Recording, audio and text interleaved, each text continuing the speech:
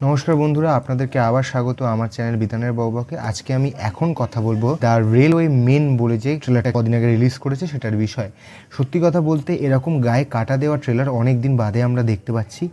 এখানে আমরা দেখতে পাচ্ছি যে কিছু লোক যারা রেলওয়েতে চাকরি করে, একজন স্টেশন মাস্টার, একজন রেলওয়ের মেকানিক এবং আরেকজন আমরা দেখছি ডিভিশনাল ম্যানেজার বা ওই জাতীয় একটা পোস্টে একজন রয়েছেন। এবং ভোপালের যে কারখানার থেকে গ্যাস লিক হওয়ার ঘটনা ঘটছিল, সেই কারখানার থেকে গ্যাস লিক হচ্ছে, মানুষজন মারা যাচ্ছে এবং কিছু লোককে এই ট্রেনে করে ভোপাল থেকে বের করে নিয়ে যাওয়ার যে প্রচেষ্টা, সেটা নিয়েই টোটাল গল্পটা। যে কিভাবে এই মানুষগুলো, এতগুলো মানুষের প্রাণ কীভাবে তারা বাঁচাবে। তাদের কাছে কোনো গ্যাস মাস্ক নেই, তাদের কাছে কোনো রকম ইকুইপমেন্ট নেই, তাদের কাছে কোনো জিনিসপত্র নেই যেটার থেকে তারা এই গ্যাসের থেকে বাঁচতে পারে। নাকে সামান্য রুমাল বেঁধে কী করে তারা এই মানুষগুলোকে এখান থেকে নিয়ে গিয়ে বার করে সুস্থ জায়গায় বা ভালো জায়গায় নিয়ে গিয়ে এদেরকে শান্তির জায়গায়, যেখানে তারা সুস্থভাবে থাকতে পারে এবং চিকিৎসার ব্যবস্থা করা যায়, সেই ব্যবস্থা করতে হবে। এবং তা আমরা ট্রেলারের মধ্যেই জানতে পারছি। এবং এই গ্যাসের কোনো চিকিৎসা হয় না, অন্য লোকজনও সেখানে যেতে চাইছে না। এখানে আমরা দেখতে পাচ্ছি বাবলি খান, কে মেনন, আর মাধবন এবং দিব্যেন্দুকে।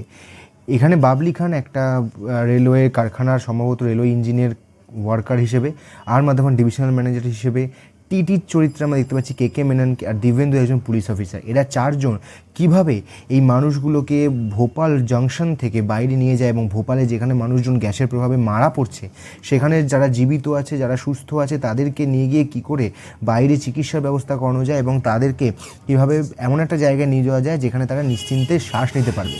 এখানে আর মাধবন একটা কথা বলে, যেখানে তিনি বলছেন যে এই সময় ভোপালে একমাত্র তারাই যাবে যাদের কেউ ওখানে আছে অথবা যারা পাগল। এবং এই কথাটা খুব ভালো। এবং এখানে যেভাবে শ্যুট করা হয়েছে, এভাবে সেই সময়টাকে দেখানো হয়েছে, প্রত্যেকটা জিনিস ভীষণভাবে ইম্প্যাক্টফুল। ট্রেলার দেখে অবধি গায়ে কাটা দেয়। সুতরাং এটা ভীষণ ভালো একটা সিনেমা হতে চলেছে। এটা বেরোবে আপনার নেটফ্লিক্সে। এটা 18ই নভেম্বর 2023 নেটফ্লিক্সে আমরা দেখতে পাবো। এবং সেটা দেখেও আমি আপনাদের জানাবো যেটা কেমন হলো। কিন্তু যতটুকু ট্রেলার দেখে বোঝা যায়, এতে এরকম সিনেমা ভালো হতে বাধ্য, কারণ এখানে যারা অ্যাক্টর রয়েছে দে আর ব্রিলিয়েন্ট। তার মধ্যে দিব্যেন্দু একজন, তার মধ্যে কে মেনন একজন, আর মাধবন, তো প্রত্যেকটা মানুষ এখানে যারা অভিনয় করছেন তারা প্রত্যেকে ভালো অভিনেতা। এখন দেখা যাক এরা কীভাবে এই চরিত্রগুলোকে পুল অফ করে এবং আমাদেরকে ততটা অ্যাপিলিংভাবে সেই গল্পটাকে প্রকাশ করতে পারে কি না।